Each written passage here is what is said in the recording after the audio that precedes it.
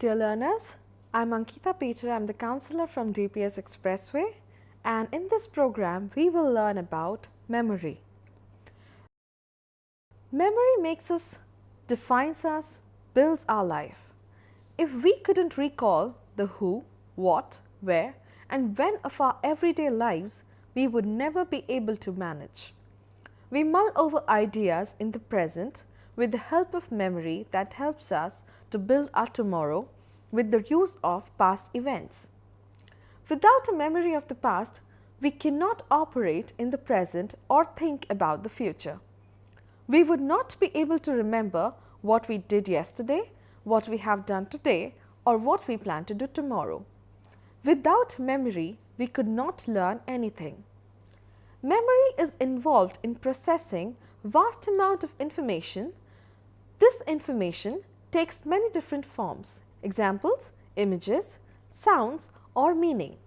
Have you ever wondered why we remember the name of our favorite actor, actress or singer or our childhood friends, interesting incidents relating to them, our family members and so many other things, and do not forget them over long periods? All this is possible because of memory. It is because human memory has immense potential. It is crucial in our life because it helps building bridges in the flow of experiences and allows us to have a sense of continuity. Though it is malleable, that tends to decay with age. Memory refers to retaining and recalling information over a period of time, depending upon the nature of cognitive task you are required to perform. In this lesson, we will discuss about the nature of memory, the differentiation between stages of memory, forgetting and strategies for enhancing memory. Memory and forgetting. Psychologists consider memory and learning to be different processes, though both are closely related. Learning refers to the process of storing the outcomes of learning in the form of information that can be retrieved when required. Memory refers to the set of processes involved in storing information. This specific process is termed as retention. In simple words, memory is the personal record of past experiences. It is the brain's ability to store information to use it later. Thus, memory can be defined as perceptually active mental system that receives, encodes, modifies and retrieves information. The process in which information is encoded, stored and retrieved is memory. Encoding allows information from the outside world to be sensed in the form of chemical and physical stimuli. In the first stage, the information must be changed so that it may be put into the encoding process. Storage is the second memory stage or process. This entails that information is maintained over short periods of time. Finally, the third process is the retrieval of information that has been stored. Such information must be located and returned to the consciousness. Some retrieval attempts may be effortless due to the type of information, and other attempts to remember stored information may be more demanding for various reasons. We cannot directly observe the process of memory, but indirectly we can measure the retention by three methods: recall, recognition and relearning. Measuring retention: recognition, recall and relearning. Recognition. Recognition memory is the ability to recognize previously encountered events, objects or people. For example, when you are not able to remember someone's name, but you know that you have seen his or her face before. The recall process. It is a process of using a general stimulus and finding the information about it from memory. For example, when one tries to remember a name without a face in front. The relearning process. It is the method of learning the learned material another time. It consumes less time than the original learning. Stages of memory. Memory is essential to all our lives. Psychologists have discovered that memory is not a single or unitary system, it has more than one distinct system or more than one type. According to the most acceptable model of memory, there are three major systems of memory: sensory memory, short-term memory, and long-term memory. Information moves successively through these three systems if attention is given to the material. If attention, focused awareness, which is not given, information does not move further into the system. Sensory memory. During every moment of an organism's life, sensory information is being taken in by sensory receptors and processed by the nervous system. The sensory information is stored in sensory memory just long enough to be transferred to short-term memory. Humans have 5 main senses: the sight, hearing, smell, taste, and touch. Sensory memory, which is SM, allows individuals to retain impressions of sensory information after the original stimulus has ceased. Sensory memory holds representation of sensory input for very brief periods of time, depending upon the modality involved. The sensory registers differ for each sense. Short-term memory. Short-term memory is primary or active memory. When rehearsal or active maintenance is prevented, the duration of short-term memory is believed to be in the order of seconds. Some information from sensory memory transfers to STM, which has a limited capacity to hold information that has the capacity of holding, but not manipulating. A small amount of information in mind in an active, readily available state for a short period of time. The capacity of STM is associated with the magical number 7 plus minus 2. If the number of units goes higher, new information displays or writes over the existing units. However, this limitation in capacity can be effectively expanded by a process known as chunking. That is, several units of meaningful information are packed into one chunk. For example, the number 19472002191, which is 12 digits, can easily be remembered. 12 digits are chunked into 3 units: 194720021941, all referring to calendar years. However, it does not passively hold information, rather actively process information. That is why STM is also known as working memory. The long-term memory, that is LTM. It refers to the memory system for the retention of large amounts of information for long periods of time. It is the memory system that permits us to remember events that happened many years ago, yesterday, last year, and so on. It is the long-term memory that allows us to remember factual information, making it possible for us to learn different subjects, appear for examinations, and communicate with others. It brings continuity and meaning to our life. Types of memory. In recent years, psychologists have conceptualized memory into 4 types, which is: first, semantic memory, which deals with knowledge, meaning, and generalized experiences. Whatever we remember from books and information about world events and meanings of words are included in it. Thus, we can say that semantic memory refers to general world knowledge that we have accumulated throughout our lives. These facts, ideas, meanings, and concepts that is intertwined in experience and are dependent on culture. Number 2, episodic memory. It refers to the experiences which are personal to an individual. You do so many things in a day. They are your unique experiences. Memory of such experiences is accessible by you only. Episodic memory is the collection of past personal experiences that occurred at a particular time and place. For example, if one remembers the party on his or her 6th birthday, this is an episodic memory.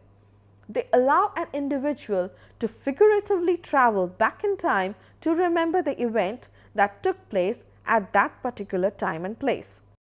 Number 3. Procedural memory deals with memory for actions or ways of doing certain things or performing certain activities. The procedural memory is a part of the long-term memory that is responsible for knowing how to do things, also known as motor skills. As the name implies, the procedural memory stores information on how to perform certain procedures, such as walking, talking, and riding a bike. Delving into something in your procedural memory does not include conscious thoughts. For example, the tasks such as playing a piano, driving a car, riding a bike, climbing stairs, etc. all depends on procedural memory. Number 4. The meta memory. It is memory for your memory. We not only remember things but also remember that we can remember. People may be good or poor in understanding their own memories. Meta-memory is a type of metacognition, is both the introspective knowledge of one's own memory, capacities and strategies that can aid memory, and the processes involved in memory self-monitoring. This self-awareness of memory has important implications for how people learn and use memories. When studying, for example, students make judgments of whether they have successfully learned the assigned material and use these decisions, known as judgments of learning, to allocate study time. Forgetting. We often fail to remember something, but the question is, why do we forget? It is because the memory has disappeared. It is no longer available. It is not that the memory isn't stored in memory system, but for some reason it cannot be retrieved from the system. It is a common experience that sometimes we are unable to remember information that we need at a particular time.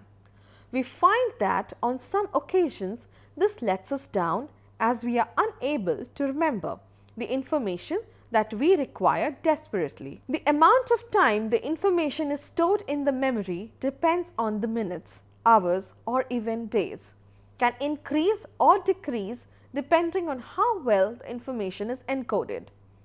Failing to retrieve an event does not mean that this specific event has been forever forgotten. This could just mean that the information was not encoded well.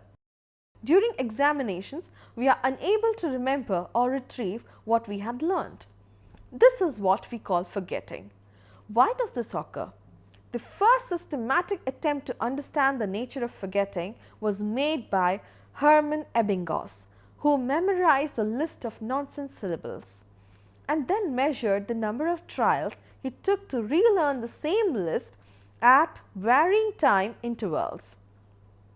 According to him, the rate of forgetting is maximum in the first 9 hours, particularly during the first hour.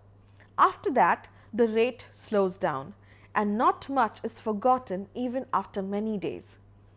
Many explanations have been offered to explain this kind of loss. Theories to explain the causes of forgetting. Number 1. Decay. It is also called de-use theory and is the earliest theory of forgetting. The assumption here is that memory leads to modification in the central nervous system, which is akin to physical changes in the brain called memory traces. When these memory traces are not used for a long time, they simply fade away and become unavailable. This theory has been proved inadequate on several grounds. If forgetting takes place because memory traces decay due to disuse, then people who go to sleep after memorizing should forget more compared to those who remain awake. Simply because there is no way in which memory traces, but the results show just the opposite. Those who remain awake after memorizing show greater forgetting than those who sleep. Some psychologists think that it is due to the gradual fading of memory traces or decay that happens with lapse of time. This does not explain why certain memories fade forever while others seem to be well preserved. Passing of time cannot therefore be considered as the main cause of forgetting. Decay theory did not explain forgetting adequately. It was soon replaced by another theory of forgetting, which suggested that new information that enters the long-term memory interferes with the recall of earlier memories, and therefore interference is the main cause of forgetting. Interference. A more useful explanation is found in the view called interference theory. It argues that memories are lost because of what happens to them during the period when we retain them. Thus, inhibition or interference by subsequently learned material becomes the major cause of forgetting. This theory assumes that learning and memorizing involve forming of associations between items, and once acquired, these associations remain intact in the memory. People keep acquiring numerous such associations, and each of these rests independently without any mutual conflict. However, interference comes about a time of retrieval when these various sets of associations compete with each other for retrieval. There are two types of such interference. Number one, which is the retroactive interference, and number two, the proactive interference. Retroactive interference, acting backwards, occurs when the current information interferes with what has been retained earlier. This is a situation in which earlier information in the memory interferes with the current information. Proactive interference. It is a situation in which earlier information in the memory interferes with the current information, which means the old information in the memory make people forget newly acquired information. In other words, in proactive interference, past learning interferes with the recall of later learning, while in retroactive interference, the later learning interferes with the recall of past learning. For example, if you know English and you find it difficult to learn French, it is because proactive interference. And if, on the other hand, you cannot recall English equivalents of French words that you are currently memorizing, then it is an example of retroactive interference. Level of processing.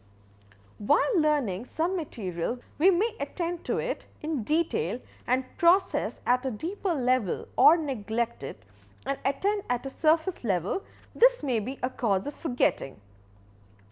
Strategies for enhancing memory.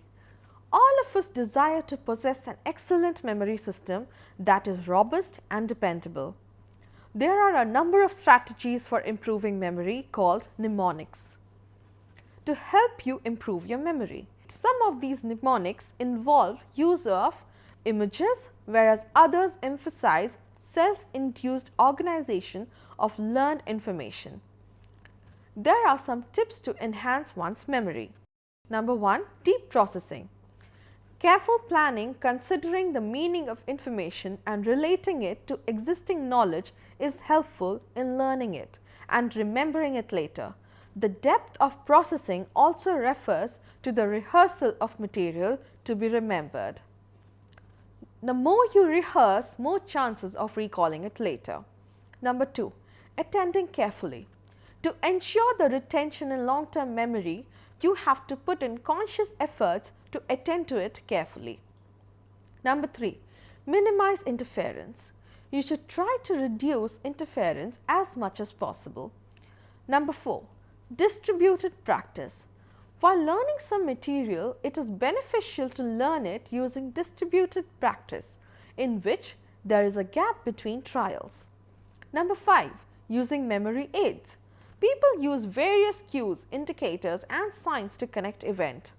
This often facilitates remembering. You can use visual imagery to remembering object and places. Number six, shorthand codes. You can develop your own shorthand codes to memorize long list of items, for example, Vibgyor, which includes names of all the colors of the rainbow: violet, indigo, blue, green, yellow, orange and red. Repression, forgetting painful events. The events and experiences that are threatening or painful are eliminated from one's consciousness. This is called repression. Freud believed that the repressed memories are pushed into hidden recesses of the unconscious mind. Such repressed memories may cause many psychological problems for the individual. Amnesia refers to a loss of memory due to illness, injury, drug abuse or other causes. Repression is a defense mechanism, a concept of psychoanalysis, but it pre-exists the ego, that is, primal repression. It ensures that what is unacceptable to the conscious mind, which would arouse anxiety, is prevented from entering into it. We can brief the lesson here and say that memory refers to the set of processes involved in storing information, and the specific process is termed as retention. Three basic methods of measuring retention are recall, recognition and relearning. Sensory memory holds representations of sensory input for brief periods of time, depending upon the modality involved. Short-term memory or STM holds relatively small amounts of information for brief periods of time, usually 30 seconds or less. Long-term memory is a memory system for the retention of large amount of information for long periods of time. Forgetting is loss of memory or failure to recall. It is caused by several factors including decay, level of processing and depression. Memory can be enhanced with the help of mnemonic strategies. I wish you a very happy learning and hope this will be helpful for you in your future endeavors. Thank you.